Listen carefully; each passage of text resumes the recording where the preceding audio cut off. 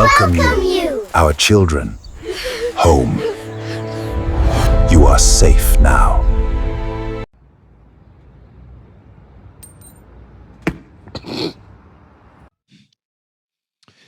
Yeah.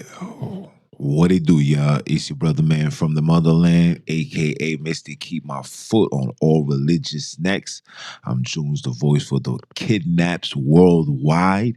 And tonight we gotta put some respect, you hear me, on Bud Crawford, Terrence Bud Crawford's name. You hear me? Because he just beat the brakes off Canelo Alvarez. Yes, I said it. He beat the brakes off Canelo Alvarez. The face of boxing just caught a scar on the right side of his forehead. Yeah, let's talk about it. So we're going to start off with the opening rounds, okay? The fight started with Canelo looking confident, but Crawford was patient, feeling him out, landing smart counters, and setting the tone from beginning to end. My man's Crawford was setting the tone, people. He had this man Canelo looking like a amateur fighter. This is facts, guys. This is facts. Okay? Not only did he control the fight, but he kept the distance. Oh man, Crawford is something special. And you want to know what makes matters even worse? The man was fighting him southpaw. He didn't even switch to his original stance. That means he had absolutely no respect for this man's game plan. By the middle rounds, Crawford was in full control. His defense was airtight. His counters were clean, and Canelo couldn't find an opening. Every mistake Alvarez made, Bud capitalized on it. And you guys got a chance to see that in the 12th round. There was a couple of rounds where Canelo was wobbly.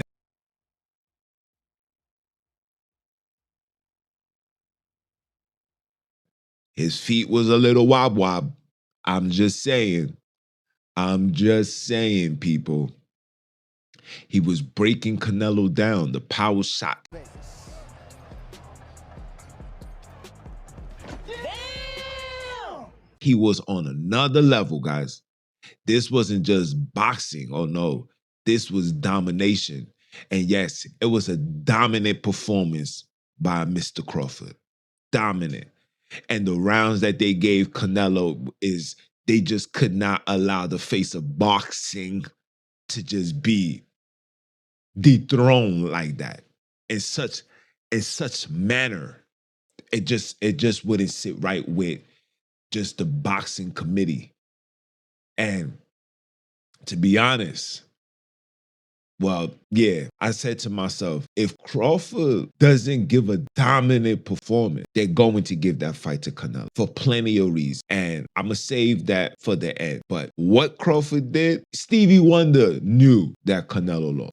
This was by far, I repeat, by far, the God tier performance that put Terrence Crawford in a category all by himself. Yes, this fight proves what real ones already knew. Bud Crawford. You hear me? Bud Crawford is one of the greatest of this generation. Canelo's resume is stacked, but Crawford just reminded everyone why his name should be spoken with nothing but respect. You have to put respect on Crawford's name. You have to. There's no more, you ain't fight nobody. Listen, that man fought 42 times, came out victorious 42 times, beat some of the top fighters, whether they was washed up or whatever. He fought them and he made them look like children in that ring. Yeah. And to Mr. Crawford, let me issue my most sincere apologies for what I said to you when you was fighting Earl Spence. What I seen in that ring, July 29th, or was it 19th of 2020,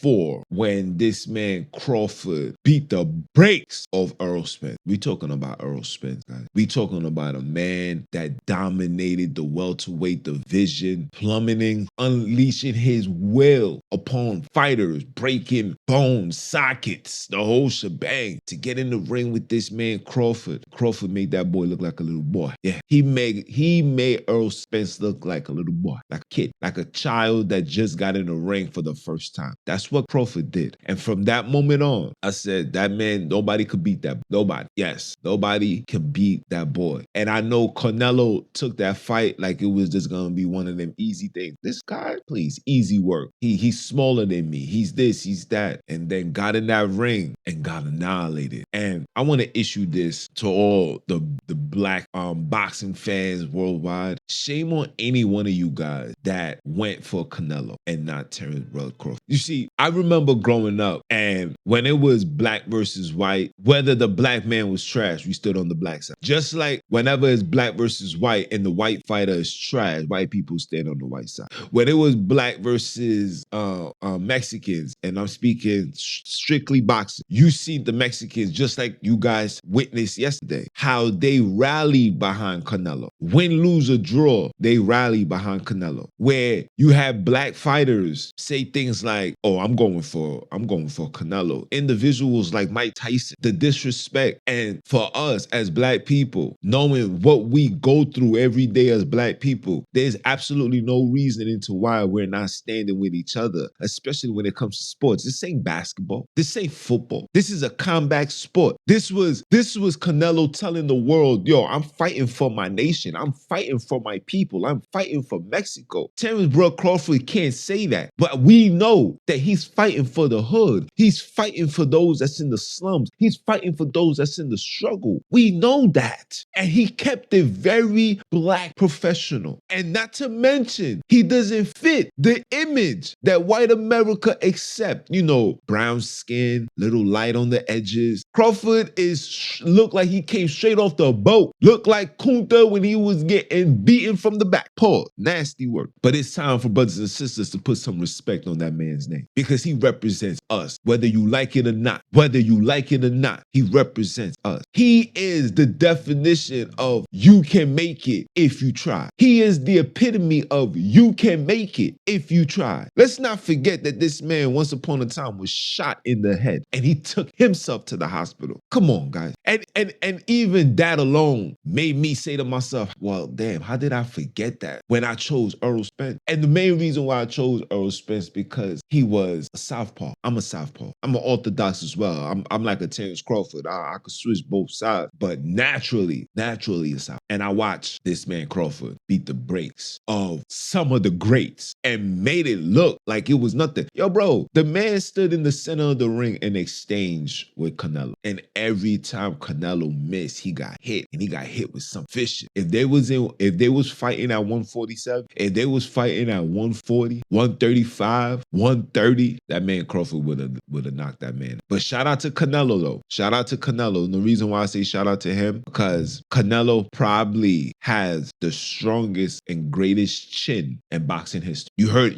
it here first. Bro, this man got hit clean and ate it. He got wobbled, still moved forward. So I'm gonna always give Canelo his respect. And like I said, Canelo is a phenomenal fighter. He's an all-time great. He represents Mexico to the full totality. But he's not a Bud Crawford. Bud, I love you. I appreciate you. I appreciate what you've done for boxing. I appreciate the route and the true image of a leader. He is the true image of a leader. Somebody that you can idolize and look up to. He is that. Don't smoke, don't drink, clean, family man, take care of his children, love his mom, still chilling with the same homies he was chilling with since he was 12. Don't come on the internet talking crazy, never crashes out. That's someone black people, black children should admire. Never boasting about money and what he's doing. Humble, respect, but stand on business. So let's be clear. Bud Crawford just stamped his legacy in boxing history. Don't play with that man's name. Don't question his skills. Respect the champ. Respect him, and you got my respect. Shout out to you. Continue doing it. At this point, my guy,